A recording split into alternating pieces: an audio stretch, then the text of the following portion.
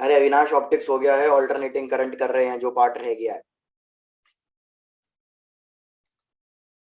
चलो भैया लिख लो heading alternating current.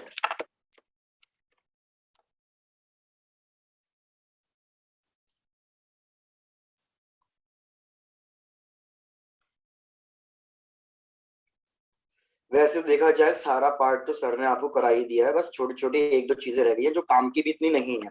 Alternating current, बस यार मेन मेन चीजें तुम मेरे को एक बार रिकॉल करके बता दो। ऑल्टरनेटिंग करंट में तुमने सारे टाइप के सर्किट्स तो पढ़ ही लिए होंगे, मतलब pure resistive circuit, pure inductive circuit. बस ठीक है, तो एक बार बस ऐसे ही रिकॉल कर लेते हैं ताकि पूरे चैप्टर का भी रिवीजन हो जाएगा। यार हमारे पास इक्वेशन क्या होती है ऑल्टरनेटिंग ईएमएफ की? हाँ हाँ बताओ, ऑल्टरनेटिंग ईएमएफ की इक्वेशन क्या होती है? E is equal to E naught sin omega t। भाई बिल्कुल सही, E एट एनी इंस्टेंट, तो E instant is equals to E naught sine omega T. जहां पे यार E नॉट क्या है? E नॉट हमारे पास पीक वैल्यू ऑफ ईएमएफ है। सिमिलरली आपने ये भी पढ़ रखा होगा कि भैया ई एवरेज क्या होगा हाफ साइकिल के लिए, और ई आरएमएस कितना होगा। जैसे मेरे को बता दो ई आरएमएस कितना होता है। पर भैया ये तो फर्स्ट टर्म में आ भी चुका होगा, ई आरएमएस कितना होता है? I naught by root 2। I naught by root two, इधर आरएमएस ई की बात कर रहे हैं तो E naught by root two. ठीक है, स्क्रीन शेयर नहीं हो रही है भैया, सबको हाँ जी सर, नहीं हो रही है। अच्छा, तो अभी तक बोल भी नहीं रहे थे, वाह वाह वाह भैया वाह। रुको फिर एक मिनट, स्क्रीन शेयर क्यों नहीं हो रही? चेक करो अब हो रही है स्क्रीन शेयर? No sir. हाँ हो गई। हो गई। चलो डन। तो एक बार फिर से रिपीट कर रहा हूँ, मैंने कहा ऑल्टरनेटिंग करंट की, अच्छा सिर्फ ऑल्टरनेटिंग करंट स्टार्ट करा है तो मैंने कहा ऑल्टरनेटिंग ईएमएफ की इक्वेशन पता होनी चाहिए। ऑल्टरनेटिंग करंट की ईएमएफ की जो इक्वेशन है, E instantaneous is equals to E naught sine omega T. मतलब हमारा जो ईएमएफ है वो बेसिकली साइनोसॉइडल फंक्शन है, मतलब वो साइन के हिसाब से वेरी करेगा। मतलब आधी साइकिल के लिए करंट अगर पॉजिटिव साइकिल में है तो आधी साइकिल के लिए वो एंटी क्लॉकवाइज हो जाएगा। इस तरीके से हमारे पास हाफ पॉजिटिव साइकिल और हाफ नेगेटिव साइकिल आए। लेकिन हम क्या करते हैं, हम आरएमएस वैल्यू निकालते हैं। आरएमएस वैल्यू का सिग्निफिकेंस क्या है? आरएमएस वैल्यू का मतलब है, जैसे 11th क्लास में आपने पढ़ रखा होगा एवरेज वेलोसिटी, कि अगर हम अलग अलग वेलोसिटी से ट्रैवल कर रहे हैं तो हम चाहते हैं एक सिंगल वैल्यू फाइंड करना, और वो सिंगल वैल्यू यूनिक वैल्यू ऐसी होनी चाहिए जिससे हम सेम डिस्टेंस सेम टाइम में कवर करें। ऐसे ही ईएमएफ में भी है। इधर जो ईएमएफ की वैल्यू अगर आप देखो हर एक टाइम पे चेंज हो रही है, तो यहाँ पे हमने क्या करा, एक तरीके से आरएमएस वैल्यू निकाली। आरएमएस वैल्यू का मतलब क्या है कि हम एक डायरेक्ट करंट वाली वैल्यू, मतलब एक कांस्टेंट ईएमएफ की वैल्यू फाइंड करना चाहते हैं जो सेम हीटिंग इफेक्ट प्रोड्यूस करेगा जितना इस ईएमएफ ने करा है एक कंप्लीट साइकिल में। क्या भैया यहाँ तक की बात समझ में आ रही है या रिपीट करना है? रिपीट। रिपीट, बिल्कुल। देखो मैं पहले आपको एवरेज वेलोसिटी कॉन्सेप्ट को समझा देता हूँ। भाई मैं क्या कह रहा हूँ, सपोज मैंने ये डिस्टेंस ट्रेवल किया, आपको एवरेज वेलोसिटी कॉन्सेप्ट से क्लियर हो जाएगा। मैंने ओ से लेके ये डिस्टेंस ट्रेवल किया ए तक। भैया ये कितना डिस्टेंस है? ऐसे कुछ भी डिस्टेंस मान लेता हूँ, सपोज ये 100 किलोमीटर का डिस्टेंस है। ठीक, अब ये जो डिस्टेंस है ये मैं अलग अलग स्पीड के साथ ट्रैवल कर रहा हूँ। भैया कहीं पे मेरी स्पीड 50 किलोमीटर पर आवर थी, कहीं 70 रही होगी, कहीं बहुत ज्यादा रिड्यूस हो गई होगी, तो ऐसे स्पीड अलग अलग है। तो यार हम क्या फाइंड करना चाहते हैं? Average speed, average velocity. Average velocity का मतलब क्या है कि भैया एक कांस्टेंट वैल्यू, एक फिक्स वैल्यू फाइंड करना। ये अलग अलग वैल्यू नहीं, एक यूनिक कांस्टेंट वैल्यू फाइंड करना, जिससे मैं ये 100 किलोमीटर का डिस्टेंस जितना टाइम पहले लगा था, सपोज मैं कह रहा हूं कि भैया कितना टाइम लगा मेरे को, सपोज भैया मैंने कहा कि ये मेरे को लगे 4 आवर्स, तो अभी भी 100 किलोमीटर का डिस्टेंस 4 आवर्स में ही कवर हो जाना चाहिए। क्या भैया बात क्लियर है? Yes sir. तो हम क्या करते हैं, हम total distance by total time कर लेते हैं, तो हमारे पास आ जाएगा 25 किलोमीटर पर आवर। तो ये 25 किलोमीटर पर आवर एक फिक्स वैल्यू मिल गई। अगर अब मैं इस 25 किलोमीटर पर आवर की स्पीड से ही चलूं, ना तो कम करूं ना तो ज्यादा करूं, ये कांस्टेंट स्पीड से अगर मैं चलूं, तो मैं 100 किलोमीटर सेम टाइम में कवर कर दूंगा। क्या ये वाला कॉन्सेप्ट क्लियर है? Yes, sir. तो आपकी वैल्यू अलग अलग है, तो यही चीज करंट में इमेजिन कर लो, यही चीज ईएमएफ में इमेजिन कर लो कि यार आपके पास जो करंट है, जो ईएमएफ है, उसकी वैल्यू हर एक टाइम पे अलग अलग हो रही है। यहाँ पे 0 है तो यहाँ पे मैक्सिमम है, मतलब इंक्रीज कर रही है, फिर डिक्रीज कर रही है, फिर से इंक्रीज कर रही है लेकिन अपोजिट डायरेक्शन में, और फिर से डिक्रीज कर रही है और 0 आ रही है, तो वैल्यू अलग अलग है। तो हम क्या चाहते हैं, हम चाहते हैं एक फिक्स वैल्यू फाइंड करना। अभी ये कैसा है, अभी ये ऑल्टरनेटिंग है जिसकी वैल्यू चेंज होती जा रही है। मैं क्या फाइंड करना चाहता हूं, एक कांस्टेंट वैल्यू फाइंड करना चाहता हूं।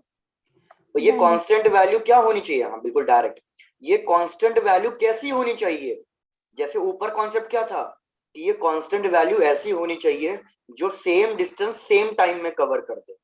तो इधर हम कह रहे हैं कि ये कांस्टेंट वैल्यू करंट की और ईएमएफ की ऐसी होनी चाहिए जो सेम हीटिंग इफेक्ट प्रोड्यूस करे सेम टाइम इंटरवल के अंदर। भैया अगर किसी भी वायर से करंट फ्लो कर रहा है तो हीटिंग इफेक्ट प्रोड्यूस करेगा या नहीं करेगा? करेगा। तो जितना हीटिंग इफेक्ट इसने प्रोड्यूस किया एक पूरी साइकिल में, उतना ही हीटिंग इफेक्ट इधर भी प्रोड्यूस होना चाहिए, सेम हीटिंग इफेक्ट प्रोड्यूस होना चाहिए with in the same time interval.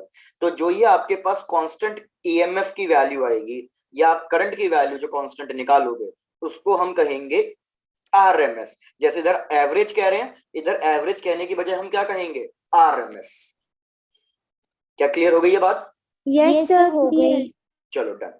जैसे अगर मैं आपको पूछूं भैया हमारे घर में कितना करंट फ्लो कर रहा है, तो भैया हमारे घर में जो करंट फ्लो कर रहा है अगर आप में कोई ईएमएफ पता हो दैट इज 220 वोल्ट। 20 वोल्ट। लेकिन हमारे घर में ऑल्टरनेटिंग करंट आता है या डायरेक्ट करंट आता है? Alternating current. तो फिर इसकी वैल्यू फिक्स कैसे होगी, 220 कैसे फिक्स हो गई? ऑल्टरनेटिंग करंट का मतलब है वैल्यू तो कंटिन्यूअसली चेंज होती रहनी लगता है चाहिए। हमें कि ये 220 है, बट ये एक्चुअली में 220 वोल्ट होता नहीं है। नहीं, इसका मतलब है कि जो ये हम 220 लिख रहे हैं, हमने ये ऑल्टरनेटिंग वैल्यू को डायरेक्ट में कन्वर्ट करा है। मतलब ये जो हमारे घर में 220 वोल्ट हम बोलते जा रहे हैं, ये बेसिकली किसकी वैल्यू गिवन है, ई आर की वैल्यू होती है। भैया आई होप कॉन्सेप्ट क्लियर होगा। सर एक बार Yes, sir. फिर से बोलना है, ठीक है। देखो मैं क्या बोल रहा हूँ, हम बार बार यही कहते हैं ना कि जैसे हमारे घर के मीटर बॉक्स वगैरह पे या ये लिखा होता है कि भैया हमारे घर में कितना वोल्टेज सप्लाई हो रहा है, तो हम कहते हैं भैया 240 या 220, जनरली 220 होता है, 220 वोल्ट है। लेकिन मैं कह रहा हूँ हमारे घर में तो ऑल्टरनेटिंग करंट आता है, ऑल्टरनेटिंग करंट आता है, तो यहाँ पे फिक्स वैल्यू कैसे हो गई? क्योंकि ऑल्टरनेटिंग करंट का तो मतलब है वैल्यू कंटिन्यूअसली चेंज होते रहना, तो इधर वैल्यू फिक्स कैसे है फिर, जबकि हमारे घर में तो ऑल्टरनेटिंग करंट आ रहा है। तो जो ये हम 220 वोल्ट कह रहे हैं, ये ई इंस्टेंट नहीं है, ये बेसिकली जो 220 वोल्ट कह रहे हैं ये क्या है, ई आरएमएस वैल्यू है। मतलब हमारे घर में एक्चुअल में वोल्टेज 220 से ज्यादा भी आ रहा है, हल्का सा कम भी आ रहा है, वैल्यू कंटिन्यूअसली चेंज हो रही है, लेकिन हमने एक यूनिक वैल्यू फाइंड करी है जो सेम हीटिंग इफेक्ट प्रोड्यूस करेगी। तो ये 220 हमारे घर में जो फ्लो कर रहा है वो बेसिकली ई आरएमएस है। Yes sir. Yes sir.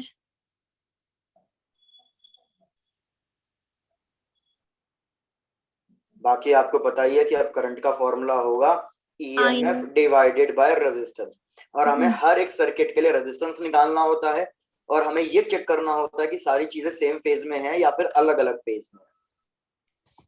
Yes sir. जैसे अब यहाँ पे भी एक और चीज एक्सप्लेन कर देता हूँ, जो जो काम की चीजें हैं वो मुद्दे की बात डिस्कस करेंगे सिर्फ। तो यहाँ पे मैं आपको एक डिफरेंस बताता हूँ alternating circuit and direct circuit का। ये हमारा डायरेक्ट और ये ऑल्टरनेटिंग। भैया डायरेक्ट करंट में तो आपको पता है कि हमारा जो मैग्नीट्यूड होगा और जो डायरेक्शन होगी ये दोनों की दोनों कांस्टेंट रहेंगी, फिक्स रहेंगी। डायरेक्ट करंट में ना तो मैग्नीट्यूड चेंज होगा ना तो डायरेक्शन चेंज होगी, वेयरएज ऑल्टरनेटिंग करंट में क्या होता है, मैग्नीट्यूड वेरी करता दोनों है। चेंज करते हैं डायरेक्शन भी। भाई मैग्नीट्यूड तो कंटिन्यूअसली चेंज करता रहता है, कंटिन्यूअसली चेंजिंग, लेकिन डायरेक्शन चेंज कब होती है, डायरेक्शन हर एक हाफ साइकिल के बाद चेंज होती है। Yes, sir. Yes, sir. अब याद रखना, हमें हमेशा फ्रीक्वेंसी गिवन होगी। जैसे कि आपको पता है इंडिया में जो करंट फ्लो कर रहा है उसकी फ्रीक्वेंसी कितनी होती है, इंडिया में क्या फ्रीक्वेंसी है? 50 hertz. Very good, 50 hertz. तो क्वेश्चन आपसे ये पूछेगा कि अगर फ्रीक्वेंसी 50 हर्ट्ज है तो हमारे इंडिया में जो डायरेक्शन ऑफ करंट चेंज हो रही है बार बार, ऑल्टरनेटिंग करंट कह रहे हैं, तो वो कितने टाइम बाद चेंज हो रही है? तो क्या ये कैलकुलेट करके बता पाओगे? Yes, sir. बताओ जरा। एक बार क्वेश्चन रिपीट कर देता हूँ अगर किसी को समझ में नहीं आया। भाई मैं Yes. कह रहा हूँ हमारे जो करंट फ्लो कर रहा है घरों में, जो आ रहा है हमारे पास मेन सप्लाई में, वो है 50 हर्ट्ज की फ्रीक्वेंसी का ऑल्टरनेटिंग करंट है। तो मैं आपसे पूछना चाह रहा हूँ कि भैया हमें ये तो पता ही है कि करंट आधी के लिए पॉजिटिव साइकिल में फ्लो करेगा और आधी के लिए नेगेटिव साइकिल में, तो ये साइकिल कितने टाइम बाद चेंज हो रही है, मैं ये टाइम पूछ रहा हूँ आपसे। 1/50 second. तो भैया आपने एक चीज बिल्कुल सही कैलकुलेट करी है, टाइम पीरियड का फॉर्मूला होता है 1/फ्रीक्वेंसी, तो इधर हम Frequency. लिखेंगे 1/50। तो कितना Yes, टाइम आ गया? 0.02 0.02 सेकेंड। Second. ये टाइम पीरियड आया है। टाइम पीरियड का मतलब यहां से लेके पूरा यहां तक। तो हमारी साइकिल कितनी देर में चेंज होगी? इसके आधे टाइम पर। तो आधा टाइम कितना हो गया? 0.01 सेकेंड। इतनी देर की हाफ साइकिल होगी बस।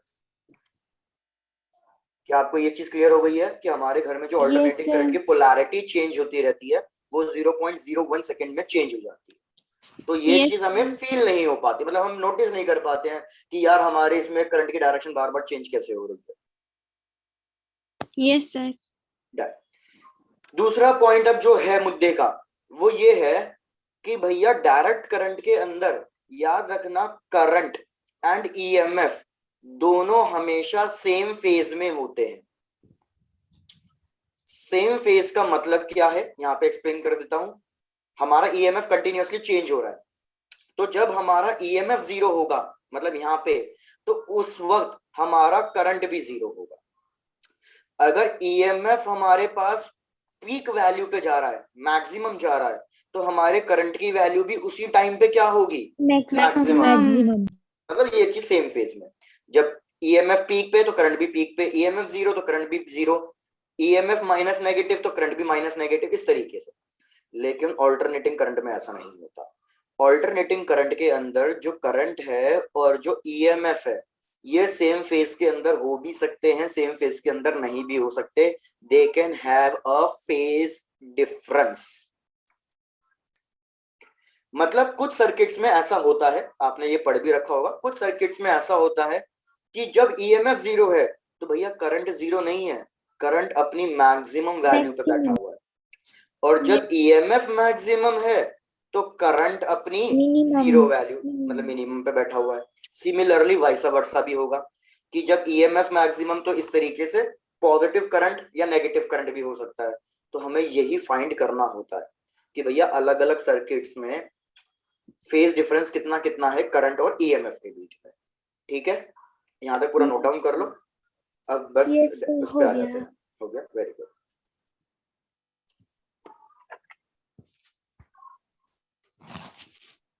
भाई जैसे बाकी लोगों का भी हो जाए बता देना।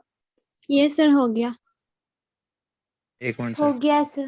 हो गया, वेरी गुड। एक मिनट करने दो उसको। राधिका मैडम क्या बात है, फिर तो राधिका मैडम पार्टी बनती है। यस सर, आ जाओ। बिल्कुल।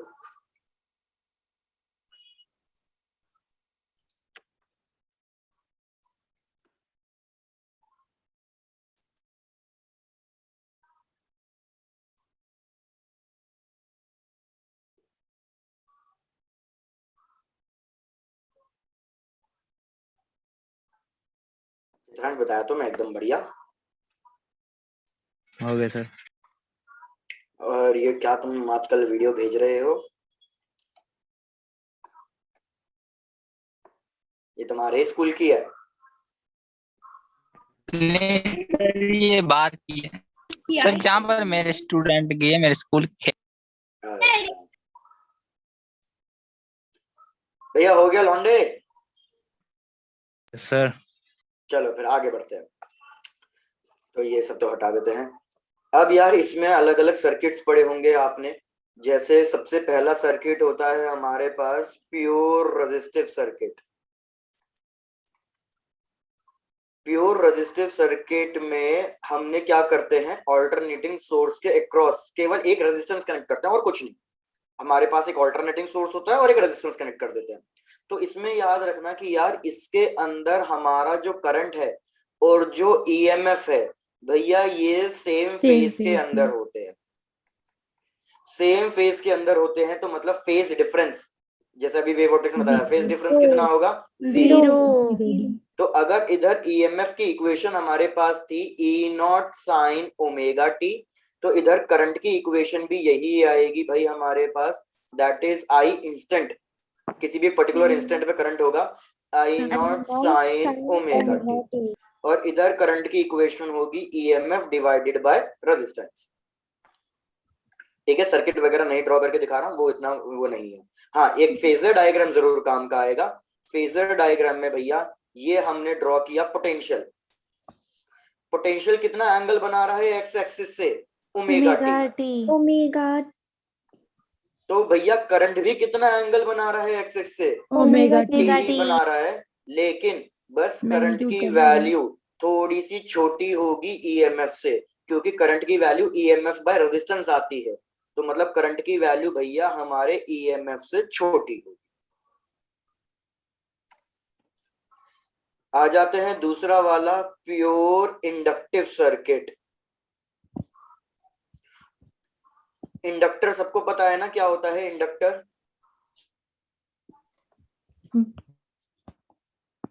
इंडक्टर क्या होता है भाई? इंडक्टर, चोक कॉइल या शॉर्ट स्मॉल सोलोनॉइड, ये सारी चीजें एक ही होती है। अगर मैं बहुत छोटा सा सोलोनॉइड लूं, मतलब ये अगर बहुत छोटा सोलोनॉइड लूं तो इसको इंडक्टर कहेंगे, इसका इंडक्टेंस एल होगा, इसी को चोक कॉइल भी कहेंगे या शॉर्ट सोलोनॉइड कह लो।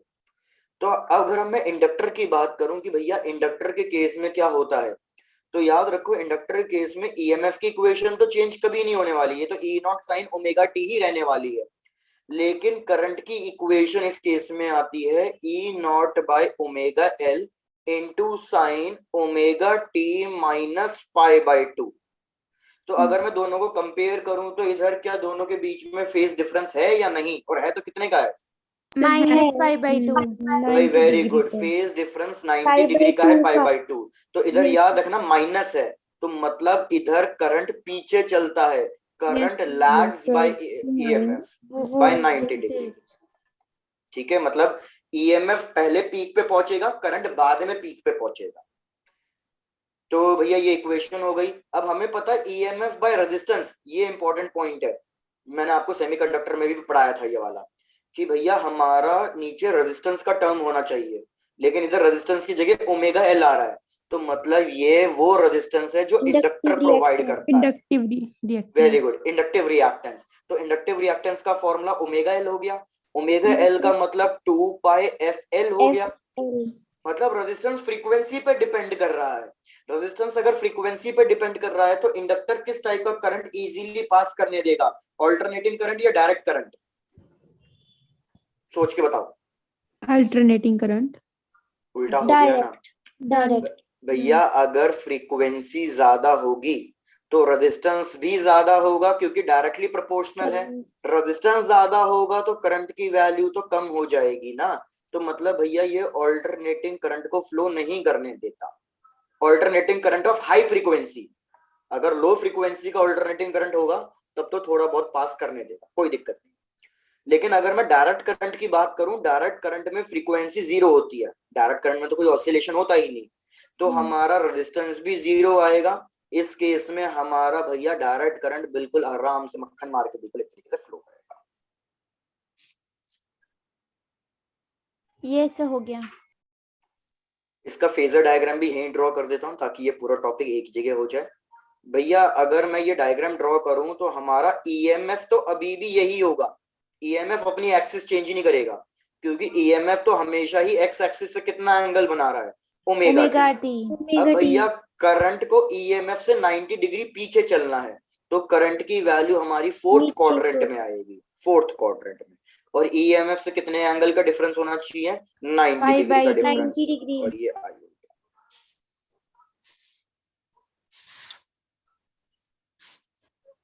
और देखो हमारा एक्स एक्सिस से जो ये एंगल बन रहा है वो omega T minus pi by 2 बन रहा है, या पाई बाय 2 माइनस 90 बन रहा है।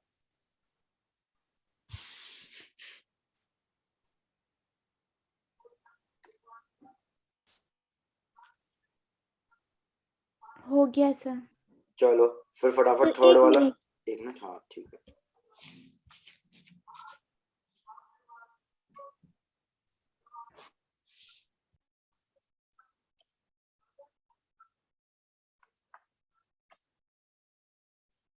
हाँ चित्रांश घर में हूँ, पीछे से शायद से कोई डिस्टरबेंस भी आ रहा होगा, इलेक्शन के नारे चल रहे हैं। आ रहा है डिस्टरबेंस? थोड़ा थोड़ा सुनाई दे रहा है। हाँ हो गया सर। हो गया, चलो हो गया।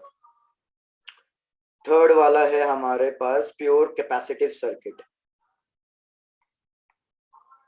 मतलब हमने एक ऑल्टरनेटिंग सोर्स को एक कैपेसिटर से कनेक्ट कर दिया है, तो भाई इसमें हमारे पास इक्वेशन क्या आएगी?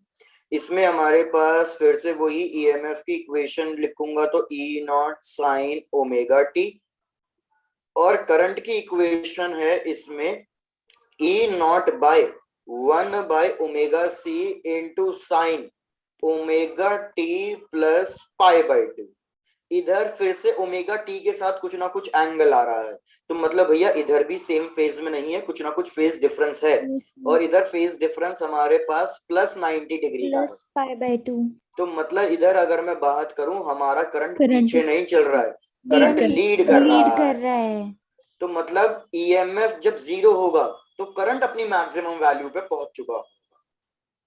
जैसे इधर मैंने आपको फर्स्ट स्लाइड में समझाया था कि भैया ईएमएफ 0 होगा तो करंट अपनी मैक्सिमम वैल्यू पे पहुंच सकता है। Yes, तो ये sir. कौन से केस में हो रहा है? कैपेसिटिव सर्किट में हो रहा है ये Capacitive. वाला। अब फिर से वही वाली बात, इधर डिनोमिनेटर में रेजिस्टेंस आना चाहिए, तो इधर जो ये रेजिस्टेंस है ये कैपेसिटर ने दिया है, तो Conductive कैपेसिटिव reactance. रिएक्टेंस, और ये कैपेसिटिव रिएक्टेंस का फॉर्मूला मिल गया 1 1 by by omega omega C, c तो 1 by 2 pi 2 F C. fc। तो भैया हमारे कैपेसिटेंस फ्रीक्वेंसी के इनवर्सली प्रोपोर्शनल आ रहा है, तो ये सोच के बताओ ये ऑल्टरनेटिंग करंट को पास करने देगा या डायरेक्ट करंट को पास करेगा? Alternating current. Alternating current. तो भैया याद रखना ये हमेशा ऑल्टरनेटिंग करंट को पास करने देता है। कैसे पता चला? भैया ऑल्टरनेटिंग करंट की फ्रीक्वेंसी जितनी ज्यादा होगी उतना हमारा एक्सी की वैल्यू छोटी होगी, इनवर्सली प्रोपोर्शनल है, और उतना इजीली हमारा करंट फ्लो करेगा। लेकिन अगर डायरेक्ट करंट की बात करूं, उसमें फ्रीक्वेंसी 0 है, डिनोमिनेटर 0 हो गया, तो भैया एक्सी की वैल्यू इनफिनाइट हो जाएगी, तो करंट की वैल्यू तो भैया फिर 0 होगी ही होगी। Yes, sir. तो याद रखो, अगर मेरे को कभी भी ऑल्टरनेटिंग करंट को कट करना है, हम यही चीज सेमीकंडक्टर में मैंने आपको पढ़ाया था फिल्टर सर्किट में, अगर मेरे को कभी भी ऑल्टरनेटिंग करंट को किसी जगह से फ्लो करने से कट करना है, तो वहां पे मैं क्या, कौन से डिवाइस का, मतलब कौन से इलेक्ट्रिकल इंडक्टर का यूज करूंगा कि भैया वहां पे ऑल्टरनेटिंग करंट कट हो जाएगा। जहां पे मेरे को डायरेक्ट करंट कट करना होगा और मैं चाहूंगा कि सिर्फ भैया ऑल्टरनेटिंग करंट फ्लो करे, वो भी हाई फ्रीक्वेंसी का, Capacitor. कैपेसिटिव। इसका एक और चीज याद रखना भैया, लो फ्रीक्वेंसी और हाई फ्रीक्वेंसी का भी फर्क है। अगर मैं तुम्हें बोलूं कि मेरे को सिर्फ लो फ्रीक्वेंसी ऑल्टरनेटिंग करंट चाहिए, तो मतलब हम इंडक्टर यूज करेंगे, क्योंकि इंडक्टर में क्या होगा भैया, लो फ्रीक्वेंसी या डायरेक्ट करंट को पास करने देगा, हाई फ्रीक्वेंसी को नहीं करने देगा। और जब मेरे को हाई फ्रीक्वेंसी चाहिए होगी तो फिर मैं अपना यूज करूंगा कैपेसिटर। तो ऐसा नहीं है कि हम इंडक्टर से ऑल्टरनेटिंग करंट पास नहीं कर सकते, कर सकते हैं, बस फ्रीक्वेंसी लो होनी चाहिए। अब सिमिलरली इधर अगर मैं अपना फेजर डायग्राम ड्रॉ करूं, तो फेजर डायग्राम के भैया क्या होगा, हमारा ईएमएफ तो अभी भी फर्स्ट क्वाड्रेंट में ही बनेगा, उसमें फिर से कोई चेंजेस नहीं है, और ये एंगल हो गया हमारे पास ओमेगा टी। बस अब जो करंट है वो बन जाएगा हमारा Second quadrant. सेकेंड क्वाड्रेंट में, ताकि इन दोनों के बीच में एंगल का डिफरेंस 90 डिग्री आ जाए।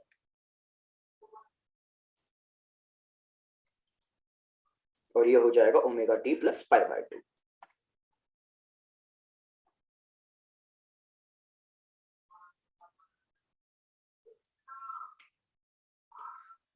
अब ऐसे ही फोर्थ फिफ्थ सर्किट होते हैं जिसमें हम कैपेसिटर और इंडक्टर को कर देते हैं, रेजिस्टेंस और इंडक्टर को कर देते हैं। वो सब मैं नहीं करा रहा हूँ, वो सब हमारे इतना काम का नहीं है। मैं डायरेक्टली लास्ट वाले सर्किट पे आ रहा हूँ, सिक्स्थ वाले पे, LCR. एलसीआर सर्किट पे। ये हो गया था सबका कंप्लीट? Yes, sir. ठीक है, डन। तो भैया डायरेक्टली लास्ट वाले पे आओ, दैट इज एलसीआर सर्किट।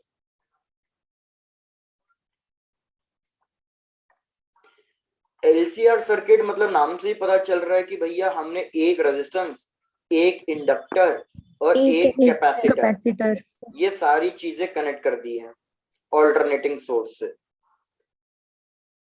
पहले डायग्राम ड्रॉ कर देता हूँ पूरा। भैया ये हमारे पास सपोज रेजिस्टेंस हो गया, ये हमारे पास एक इंडक्टर हो गया आर एल और ये सी, और ये हमारे पास यहाँ पे ऑल्टरनेटिंग सोर्स हो गया। अब सबसे इसके अक्रॉस कुछ वोल्टेज होगा वी आर, इसके अक्रॉस कुछ वोल्टेज होगा वी एल, और इसके अक्रॉस कुछ वोल्टेज होगा वी सी। तो भैया हम क्या लिखेंगे, V R plus V L, जो हमने 10th क्लास से पढ़ते आ रहे कि टोटल पोटेंशियल भैया इस बैटरी के पोटेंशियल के बराबर होगा। लेकिन ये नॉर्मल एडिशन नहीं होगा। नॉर्मल एडिशन क्यों नहीं होगा? क्योंकि इधर सारी चीजें सेम फेज में थोड़ी होती है। ये होगा हमारे पास सबका वेक्टर एडिशन। वेक्टर एडिशन मतलब कि हम फेज डिफरेंस वगैरह भी कंसीडर करके चल रहे हैं। तो यार इधर अगर मैं तुमसे करंट की वैल्यू पूछूं, करंट की इक्वेशन पूछूं, तो बता सकते हो करंट की इक्वेशन क्या आएगी? किस किस को याद है करंट की इक्वेशन?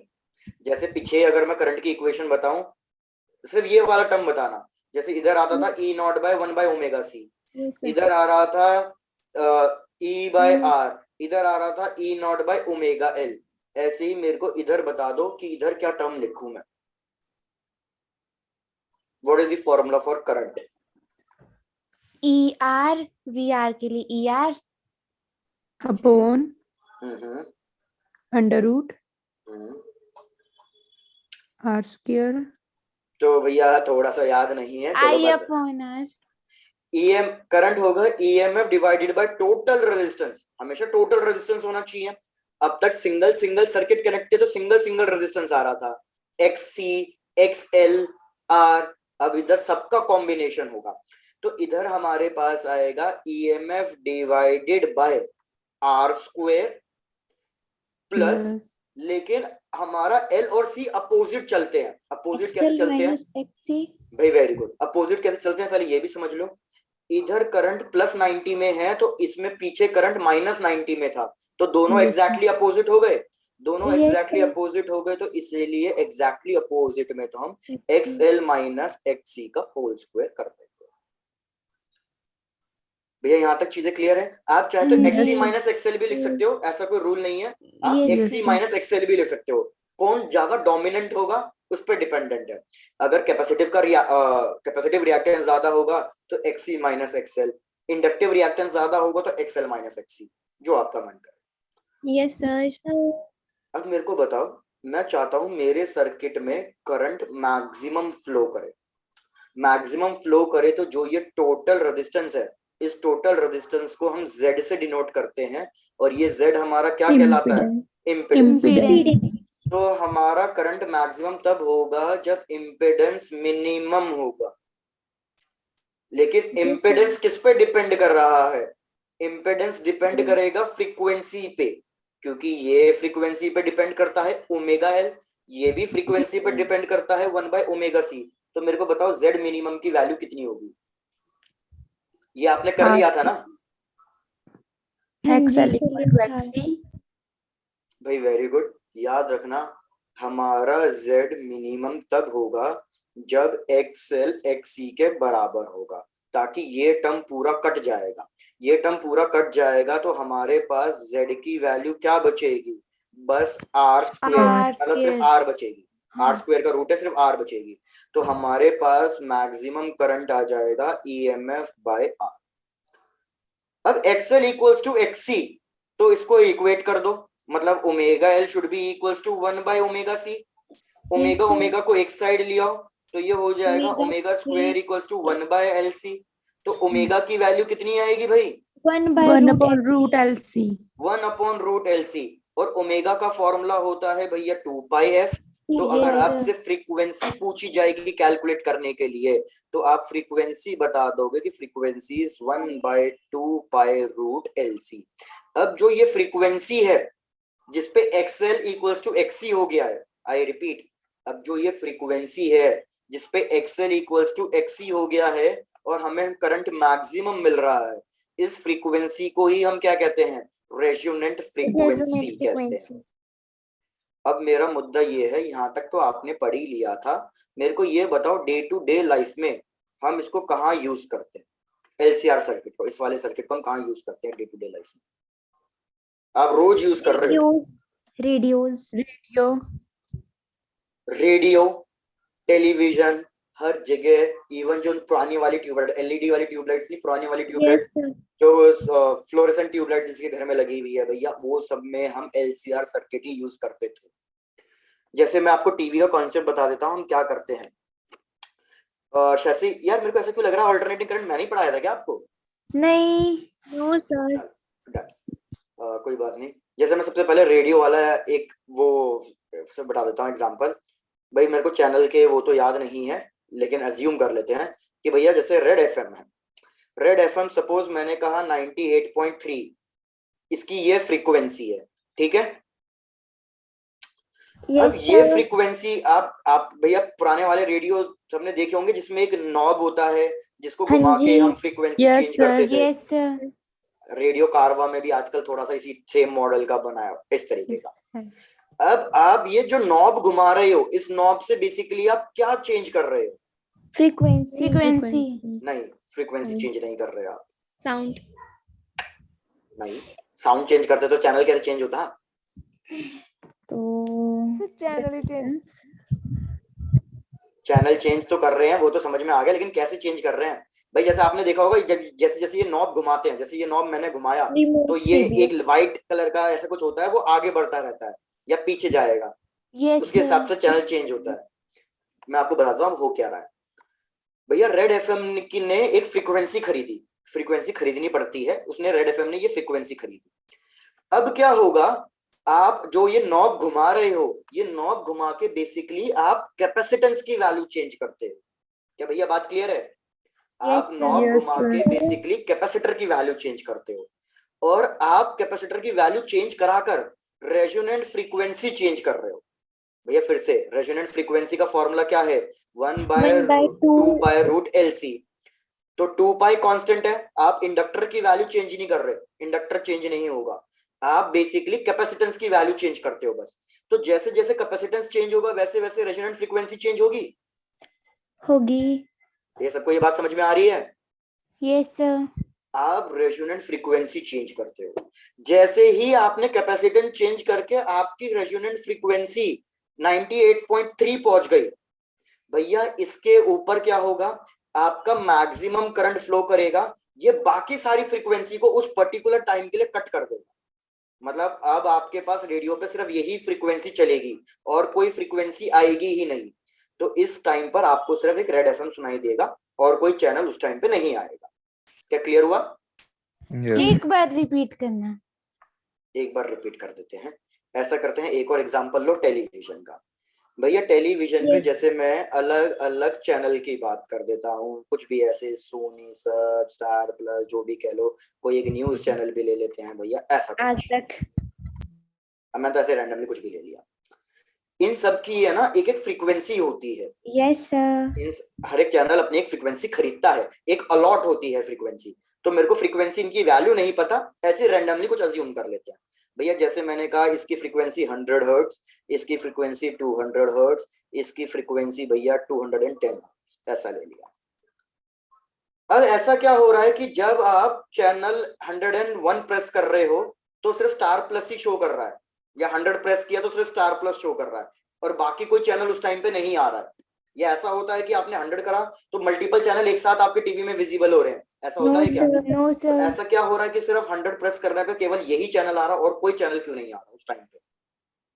उसी चैनल की होगी उतनी फ्रीक्वेंसी. तो आप क्या कर रहे हो, जब आप रिमोट से बटन प्रेस करते हो, ये नंबर प्रेस कर रहे हो 101 या 102 हो, तो 100 मैं जैसे मैंने 100 प्रेस किया तो भैया आपने कैपेसिटेंस की वैल्यू चेंज कर दी, और कैपेसिटेंस की वैल्यू चेंज करके आपने फ्रीक्वेंसी चेंज कर दी। अब आपने रेजोनेंट फ्रीक्वेंसी कितनी बना दी अपनी टीवी की, अपनी डिश एंटीना की 100 बना दी। अब जैसे ही आपने अपने डिश कनेक्शन की फ्रीक्वेंसी 100 कर दी तो उस टाइम पे सिर्फ 100 फ्रीक्वेंसी वाला चैनल ही प्ले होगा, क्योंकि इसी चैनल पे आपको मैक्सिमम करंट मिल रहा होगा, बाकी चैनल्स पे आपको करंट नहीं मिल रहा होगा। क्या ये चीज क्लियर हुई? Yes, sir. तो इसलिए अभी इस टाइम पे स्टार प्लस होगा। अब जैसे मेरे को सोनी सब लगाना है तो मैं फिर से अपने रिमोट से बटन प्रेस करूंगा और फ्रीक्वेंसी चेंज कराऊंगा, कैपेसिटेंस चेंज कराऊंगा। तो अब मैंने अपनी फ्रीक्वेंसी डिश एंटीना की कर दी 200 हर्ट्ज, तो 200 हर्ट्ज पे ही अब मैक्सिमम करंट मिलेगा, बाकी सारी फ्रीक्वेंसी को ये क्या कर देगा, कट कर देगा। तो अब ना तो 100 हर्ट्ज वाली फ्रीक्वेंसी आएगी उस टाइम पर, ना तो 210 वाली आएगी, केवल ये 200 वाले को पास करने देगा। मतलब ये एक तरीके का सिक्योरिटी गार्ड वाला काम करता है रेजोनेंट फ्रीक्वेंसी, कि भैया जो फ्रीक्वेंसी से मैच करेगी उसको एंट्री दे देगा, बाकी सबको ब्लॉक कर देगा। तो अभी इस टाइम पे सिर्फ और सिर्फ मेरे को सोनी सभी टीवी पे प्ले करता हुआ दिखाई देगा। क्लियर हो गया कॉन्सेप्ट? यस हो गया। बढ़िया, डन। तो इसलिए बोल रहा हूँ याद रखना, आप जो चेंज करते हो बेसिकली कैपेसिटेंस की वैल्यू चेंज करते हो।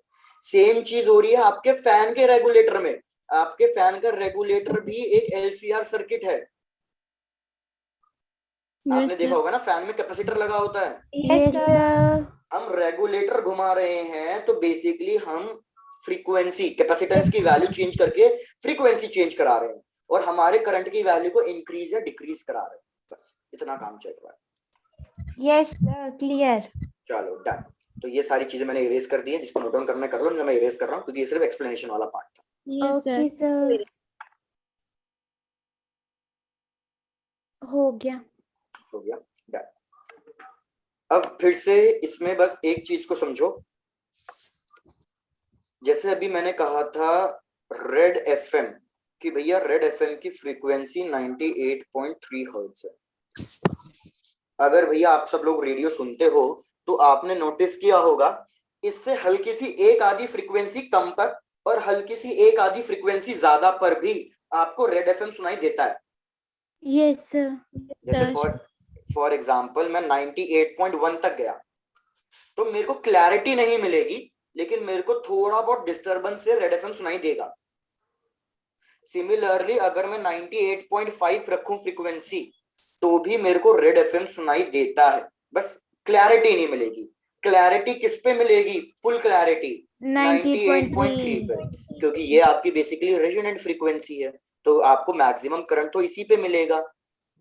तो ऐसा क्या हो रहा है जिससे मेरे को इन दोनों पर भी मेरे को रेड एफएम सुनाई दे रहा है। ये किसके उससे भैया आवाज आ रही है? पहले माइक म्यूट करो कशिश। भाई सबको ये चीज समझ में आ रही है? Yes sir. चलो डन। तो अब मैं आपको यही चीज ग्राफ से समझाता हूँ, चेक करना। भैया हमने ग्राफ ड्रॉ किया किसके बीच में? फ्रीक्वेंसी के बीच में और करंट के बीच में।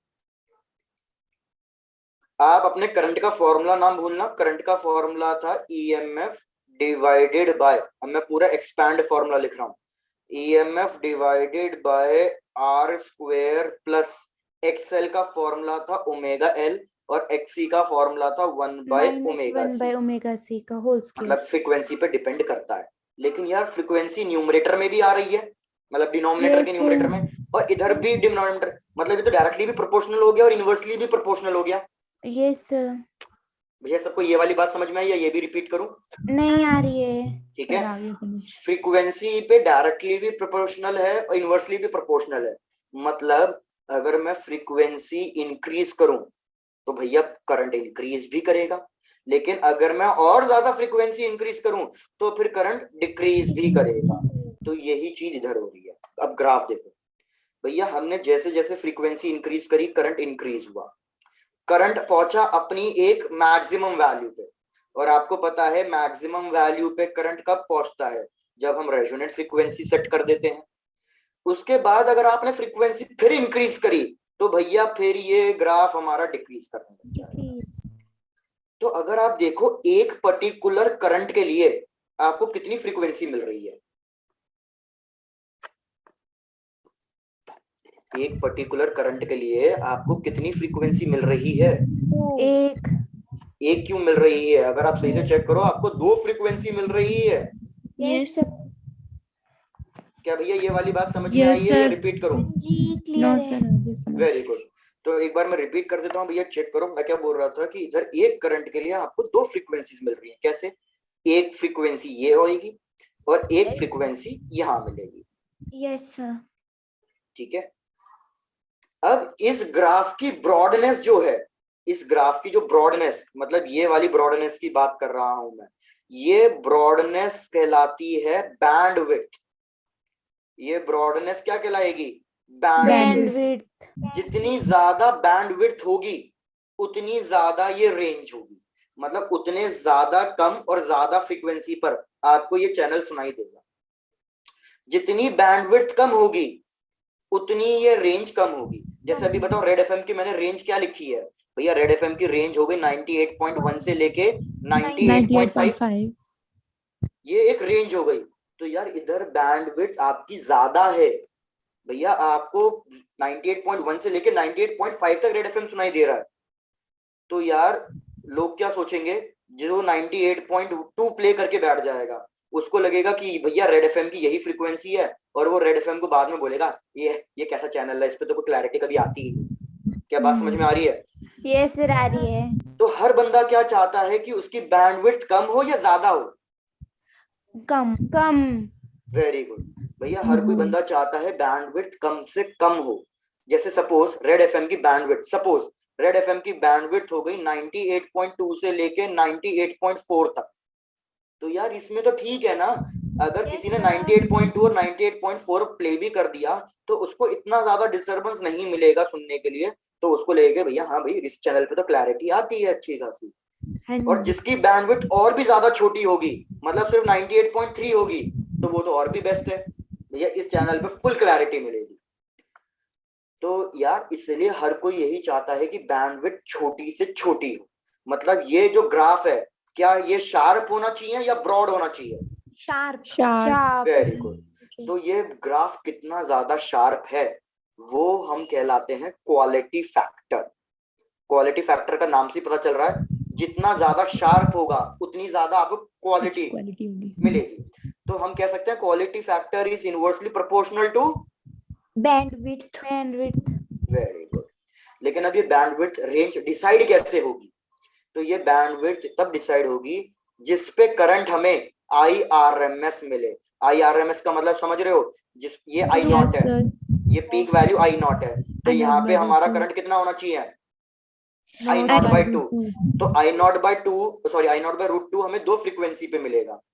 इसको हम रखेंगे फ्रीक्वेंसी 1 और इसको हम रखेंगे फ्रीक्वेंसी 2। Frequency 2. तो फ्रीक्वेंसी 1 से लेके 2 तक ये हमारी बैंडविड्थ हो गई। क्लियर हो गया? Yes, sir. Yes sir. Very good. यहाँ तो पहले नोट डाउन कर लो। क्वालिटी फैक्टर पे बस आपसे यही पूछा जाता है जनरली कि क्वालिटी फैक्टर किस पे डिपेंड करता है और क्या होता है क्वालिटी फैक्टर। तो quality factor is inversely proportional to, याद रखना, बैंडविड्थ। और क्वालिटी फैक्टर का फॉर्मूला होता है 1/r रूट L/C। बस जितना ज्यादा बैंडविड्थ होगा उतनी कम क्वालिटी होगी, जितना कम बैंडविड्थ होगा उतनी ज्यादा क्वालिटी होगी, और उतनी ज्यादा हमें क्लैरिटी मिलेगी।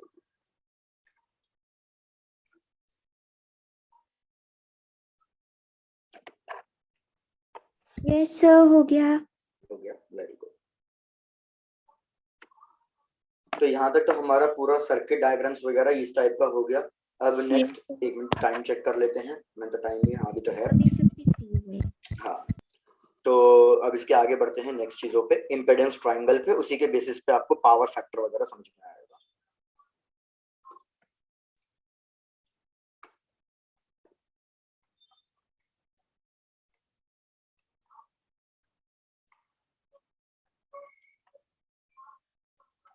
इम्पेडेंस ट्रायंगल, चलो भैया। यार अगर आप जैसे पहले वाले सर्किट की बात करो, पहले वाले सर्किट में मैंने कहा था ये आपके पास पोटेंशियल है, अब हम कॉम्बिनेशन वाले सर्किट की बात कर रहे हैं, प्योर रेजिस्टिव वगैरह की बात नहीं कर रहे। जैसे मैं यहाँ पे ऐसे करता हूँ, लिख देता हूँ फर्स्ट वाला। भैया फर्स्ट वाला जैसे मैं RL सर्किट की बात करूं, RL सर्किट, अब थोड़ा सोच लेना भैया आराम से कि इसमें कहाँ कहाँ क्या चीजें ड्रॉ होगी। भैया RL सर्किट का मतलब जैसे एक रेजिस्टेंस और एक इंडक्टर, इसको मैंने एक ऑल्टरनेटिंग सोर्स से कनेक्ट कर दिया। तो जैसे भी मैंने आपको बोला था यहाँ पे EMF होगा तो यहाँ पे कुछ पोटेंशियल VR होगा और यहाँ पे कुछ पोटेंशियल VL होगा। तो रेजिस्टेंस के केस में तो हमेशा यही ड्रॉ करेंगे हम, Same ये phase. VR हो गया, ठीक है। अब रेजिस्टेंस और करंट सेम फेज में होते हैं या फेज डिफरेंस होता है?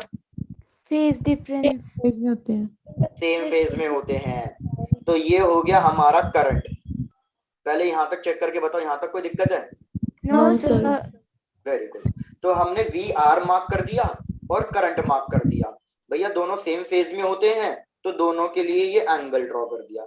अब मैं ड्रॉ करना चाहता हूँ इसी ग्राफ में VL। अब ये सोच के बताओ भैया VL किधर ड्रॉ होना चाहिए, सेकंड क्वाड्रेंट में, फोर्थ क्वाड्रेंट में, या कुछ और, या सेम इसी के ऊपर ड्रॉ होना चाहिए? सेकंड क्वाड्रेंट में। Very good. भैया इंडक्टर में हमें पता है ना करंट क्या करता था, इंडक्टर में करंट लैग करता था। लैग करता था। तो इधर अगर करंट है तो मतलब VL को करंट से 90 डिग्री पे आगे होना पड़ेगा। Yes sir. तो ये हो गया हमारे पास VL। अब ये जो आप पोटेंशियल मार्क कर रहे हो, पहले तो एक चीज और, ये VR है, ये VL है, दोनों वेक्टर क्वांटिटीज है। अगर ये दोनों वेक्टर क्वांटिटीज हैं तो मैं इन दोनों का रिजल्टेंट फाइंड कर सकता हूँ। रिजल्टेंट भैया या तो VL की तरफ आएगा या VR की तरफ आएगा, जिसकी वैल्यू ज्यादा होगी। भैया याद है ना पैरेललोग्राम मेथड, ऐसा कुछ? यस सर, याद है याद है। यहाँ पे आएगा हमारे पास नेट EMF। अब मैं आपको क्या बोल रहा हूँ, ये तो आपने EMF मार्क कर दिया। अब यही सेम चीज को आप रेजिस्टेंस के टर्म्स में मार्क करो, ठीक है, रेजिस्टेंस के टर्म्स में। तो भैया मैंने ड्रॉ किया ये वाला, सॉरी ये ड्रॉ किया, ये हो गया रेजिस्टेंस, VR की जगह R। तो ये वाला क्या होना चाहिए, VL की जगह क्या लिखूंगा, XL। एक्सेल। और इन दोनों का रिजल्टेंट क्या आएगा, ये E net. XL plus R. मतलब net resistance that is Z। Yes plus sir. नहीं लिखेंगे, वेक्टर एडिशन होगा। अब ये Z आएगा कैसे, भैया तुम क्या करो, XL का पैरेलल यहाँ ड्रॉ कर दो। XL का पैरेलल अगर यहाँ ड्रॉ कर दिया, इस एंगल को आप मान लो फाई। तो मेरे को बताओ क्या आप tan फाई और cos फाई फाइंड कर सकते हो, मतलब इंपेडेंस की वैल्यू फाइंड कर सकते हो? Yes, sir. Yes sir. तो आप मेरे को बताओ cos फाई कितना आएगा इधर। अब cos फाई बताओ, base by hypotenuse. Base by hypotenuse. तो बेस हो गया R, हाइपोटेन्यूज कितना है Z, जेड। और इस केस में Z की वैल्यू कितनी होती है, R divided by plus XL square, क्योंकि 90 डिग्री पे है ना। Yes, sir. रिजल्टेंट फाइंड करना सबको आता है ना? आता है सर। हाँ जी. मेरे को ऐसा, भाई सबको समझ में आ रहा है ये स्टेप या रिपीट करना है कोई Yes, भी स्टेप? sir. आ रहा है आ रहा है। चलो डन। अब ये cos फाई क्यों इंपॉर्टेंट है, भैया ये cos फाई हमारा कहलाता है पावर फैक्टर। हमें यही हर एक सर्किट के लिए फाइंड करना है। हमें हर एक सर्किट के लिए क्या फाइंड करना है, पावर फैक्टर फाइंड करना है। और जो ये हमने यहाँ पे ये ट्राइंगल बनाया है, इस ट्राइंगल का नाम क्या होगा, इम्पेडेंस ट्राइंगल। Impedance triangle. अब हम ये पावर फैक्टर क्यों फाइंड कर रहे हैं, इसका भी तो लॉजिक सुन लो। भैया पावर फैक्टर हम इसलिए फाइंड कर रहे हैं, अगर मैं डायरेक्ट करंट की बात करूं, डायरेक्ट करंट में भैया याद रखना, जैसे मैंने कहा EMF और करंट हमेशा सेम फेज में होते हैं, हमेशा सेम फेज में होते हैं। तो इसलिए डायरेक्ट करंट के केस में आउटपुट पावर का फॉर्मूला होता है VI, बस VI, इसके आगे कुछ नहीं होता। लेकिन ऑल्टरनेटिंग करंट के केस में भैया ये दोनों सेम फेज में हो भी सकते हैं, नहीं भी हो सकते, मतलब हमारा EMF एंड करंट के बीच में कुछ ना कुछ फेज डिफरेंस होता है। तो इस केस में हम पावर का फॉर्मूला VI नहीं लिखते, इधर V भी वेक्टर क्वांटिटी है, I भी वेक्टर क्वांटिटी है, लेकिन पावर स्केलर है। तो दो वेक्टर के बीच में किस टाइप का प्रोडक्ट होना चाहिए जिससे एंड में स्केलर आउटपुट मिले? Dot product. Dot product. Very good. तो यहाँ पे होगा डॉट प्रोडक्ट। भैया अगर मैं A vector dot B vector लिख रहा हूँ तो इसका फॉर्मूला क्या होता है? Mod of A mod of B और cos थीटा। तो इधर भी वही हो रहा है, वी आई कॉस फाइव। तो इधर पावर अकेला वी और आई पे डिपेंड नहीं कर रही है, इधर पावर भैया एंगल पे भी डिपेंड करती एंगल है। पे भी डिपेंड करती है। जैसे इंटरफेरेंस में cos फाइव वाला टर्म इंटरफेरेंस टर्म कहलाता था, इधर cos फाइव वाला टर्म हमारा पावर फैक्टर कहलाता है। बस सीधी सीधी बात। तो हमें हर एक सर्किट के लिए ये cos फाइव कैलकुलेट करना है और हमें चेक करना है कि हर एक सर्किट कितना कितना पावर कंज्यूम कर रही है। Sir last line. हाँ, अब यहाँ तक पूरा नोट डाउन कर लो।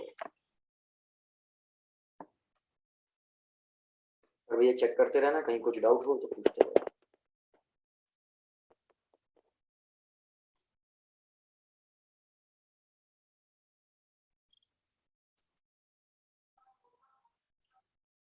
और भैया प्लीज सारे लोग नाम से आया करो यार। ये सब क्या है? सैमसंग SM RMX को तो कितनी बार बोल दिया। ऐसे ही एक वीवो है।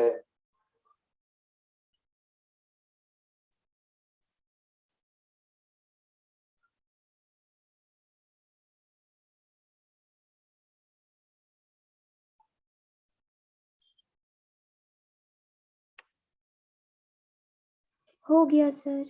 हो गया, वेरी गुड। हाँ सही में, वो तो अपने फोन के मॉडल बताते रहते हैं भैया। क्यों?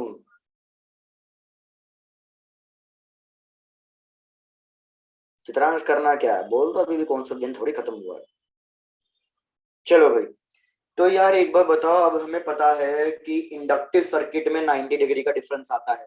कोई लैग करता है, कोई लीड करता है, वो बात अलग है, लेकिन 90 डिग्री का डिफरेंस आ रहा है। cos 90 कितना होता है? 0। कैपेसिटिव सर्किट में भी 90 का फेज डिफरेंस आता है, cos 90 फिर से 0। तो भैया हम देकर देखें प्योर कैपेसिटिव सर्किट और प्योर इंडक्टिव सर्किट।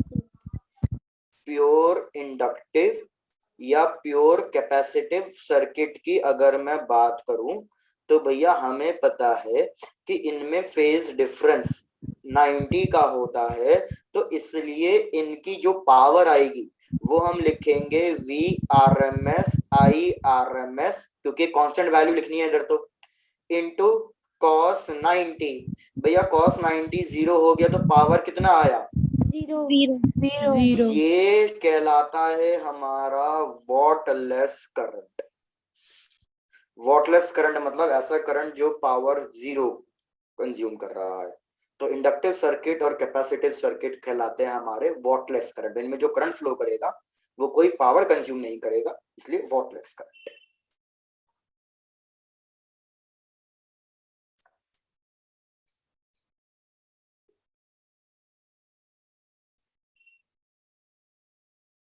हो गया सर।